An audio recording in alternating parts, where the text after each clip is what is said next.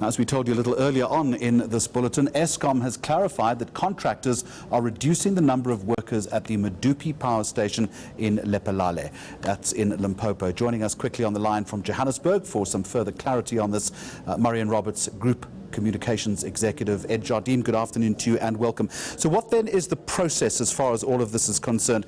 Is it simply the fact that the work is coming to an end? Good afternoon, Jeremy, and thanks for the opportunity. That's correct.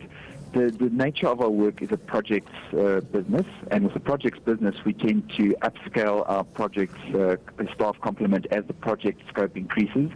And as we reach our peak and then move down towards the end, we scope down in terms of that same project employee staff. And we call this limited duration contractors, and these are the kind of contracts that are written into the employee's contracts, and they know this from the outset of the project.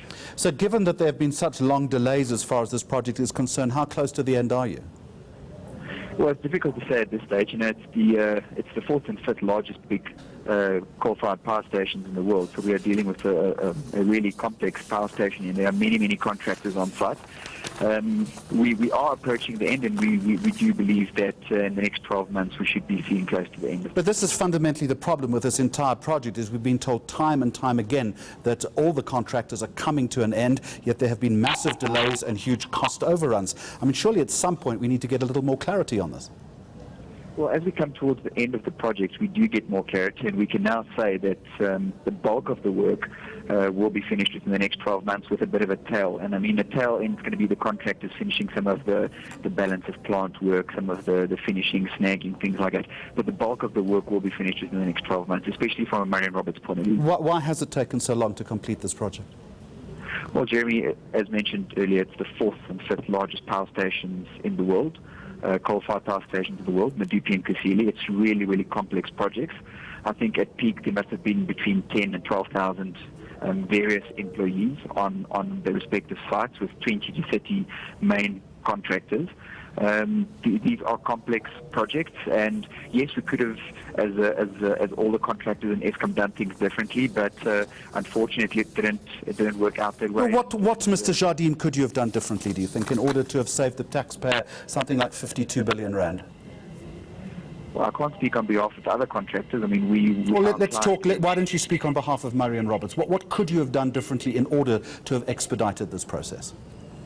Sure. So from a design point of view, at the outset of the project, and it's important to note that we've been on these projects for the better part of a decade, both Medupi and Lephalale, there were many design changes that took place. Now, for example, we are on the steel erection of the various boilers. Now, if you fabricate a 100-ton piece of steel in Johannesburg, you need to transfer it to the site, and then there are various changes to that piece of steel. You can't make those kind of changes at the site. That piece of steel has to come back. This is just one example of the technicality of these kind of power and would that not have been pre-scoped in your initial assessment of the project?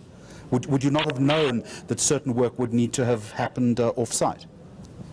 Some work can be done off-site or at the site, and other work to the scale of the example that I give will have to be done at a fabrication facility that can accommodate those kind of changes.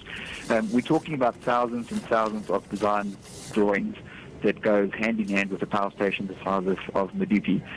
If it was as cut and dry as this, we would have probably gotten done earlier, and not had the level of complexity, but it unfortunately is. Well, let me suggest to Marion Roberts and to all the other contractors that you simply, at the beginning of this project, in spite of the fact that it's the fourth biggest coal-fired power station in the world, all of you simply overestimated the scope. Is that true?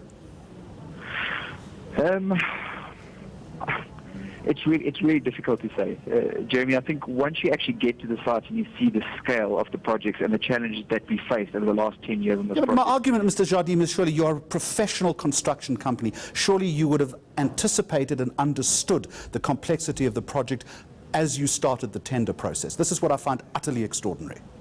Jeremy, I can tell you right now, with the scope of a project the size of Medupi, or a size of a project half the size of Medupi, the tender is one thing, and what happens on site changes from day one after you get onto the site. But my understanding is that those variables, Mr. Jardim, are surely factored into your calculations. You can factor in some variables, Jeremy, but not all of them. It's just way too complex for you to factor in every single variable out there. And the upshot of this is Eskom overspent by 52.2 billion rand, which you and I have to pay for as taxpayers. Just a final question to you. The Democratic Alliance is asking for a full forensic investigation into this overspending of the 52 billion rand. I'm assuming that your organisation would support this fully and you would cooperate. Absolutely, we would welcome it. Thank you very much indeed. That is Ed Jardim, who speaks for Murray and Roberts.